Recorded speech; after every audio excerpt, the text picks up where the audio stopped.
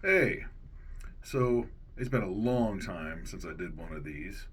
This is the Imperial Riff Lord signing on to give you another History of the Guitars episode. I believe this is episode 6. It's been a very long time. I'm going to try to be better about doing more YouTube videos. This is Steiger. I'm not sure how old this thing is. I bought this in January of 2004 at Wagner's Music in Plymouth, Indiana. God bless my dearly departed friend Bill. I love that man. I bought a bunch of guitars from him. I bought this initially because it had a blocked Floyd on it, where you can only dive the strings. It couldn't lift up the bar, and because I wouldn't buy a guitar without a Floyd on it at the time. I have 5 of them, I think now, but I wanted to use it for altered tunings. Plus, we worked on Kickstart My Heart, Motley Crue, in my band at the time, Red 40. We never did play it live. I remember buying a talk box for it, but we didn't get that far. And it was, I think, $400 and some odd. I may still have the receipt for it. I think I do in my box of old gear receipts. When I got it, it had all black hardware and stock pickups. They were Duncan designed. I believe they were like a JB Jazz type of set. I changed the pickups out good 10 years ago. I had a junk Ibanez guitar I bought for the shittiest teaching job I ever had, and in case students who wanted to take lessons didn't have their own guitar to start with. And then once I bailed on that job, which didn't take long, I traded that for the DiMarzio Fred that's now in the neck at Midwest Musicians Co-op in Elkhart, Indiana. Thank you, Jimmy. Traded that for the pickup and a couple of packs of strings. And then my buddy Ed Corella, what's up, brother? Former student at TG Music in Goshen, Indiana. Traded him a cream-colored Tone Zone I had that I took out of a Jackson I sold to my appointed sister's husband, Nate, for this X2N pickup that's in the bridge now. Massive upgrade in tone. As everybody knows, I'm a DiMarzio junkie. That's what the majority of my guitars have. And this is maple neck, bolt-on, Bruce Brothers, that is, an establishment across the street where I like to drink. Mahogany body. It's got this really nice binding all the way around the whole body. And then earlier this year, I've been meaning to upgrade this thing because the bridge on it just sucked. So once I took the what Bill called the Floyd fixer, the piece that only allowed you to dive it out, then it didn't stay in tune when it floated. So then I put a stabilizer in it, which I used to do because I used to hate floating bridges, until my good friend Nick convinced me that you could get a floating bridge to stay in tune. And then it was so stiff you could barely use it. It barely would move at all. So this is a Godo GE 1996T that I put on the guitar. It sounds and just responds so much better now.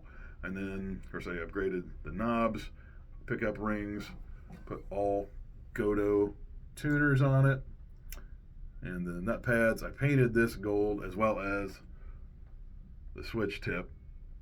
I don't know if you can see that very well, but it's gold as well. Yeah, because I'm a Nazi when it comes to matching hardware now. So, but that's the specs on it. And then this got a 5-way blade switch with twin humbuckers and just a master volume and a master tone. So the reason I named this guitar Steiger is because, as you can tell, it's visually very loud and it's aurally very loud. This is just on the clean tone with the gain at about 11 o'clock. I threw a Ignator tweaker amp on the bridge pickup. It's fairly distorted without even actually engaging the distortion. Definitely great for metal. It's pretty versatile, but it's freaking loud. and I'm named it Steiger because my friend and former teacher at GIT in Hollywood, Ken Steiger, is one of the loudest personalities I know. I spent some time with him last year for the first time in a long time. And dude, just like the volume of the room just gets louder when the dude walks in. This dude is all metal. He's always on 10 all the time. And this was also one of my GIT guitars.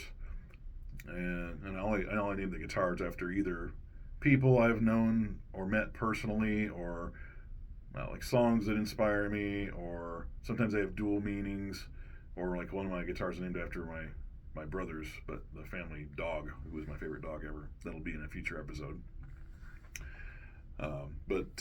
Yeah, I bought this for my first band, but never honestly played it live in that band that I can remember. Used it for a lot of stuff at GIT. I remember playing it at my first final in December of 2009. I played it on Children of the Grave live the last semester I was there, the Randy Rhoads tribute version. What else? I haven't used it on any recordings. If you look at some of my most recent posts of my performances from Last Call Live in Tarzana, California, I played it on Wasp the Idol last year. I played it on Twisted Sister, We're Not Gonna Take It, and that's what that was before I upgraded it, so it still had all the black hardware at the time.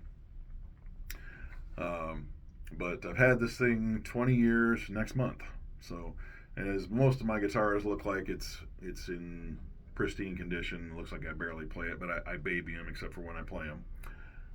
And the upgrade of the trem was way, way, way awesome because it just made this such a much better guitar. It responds better.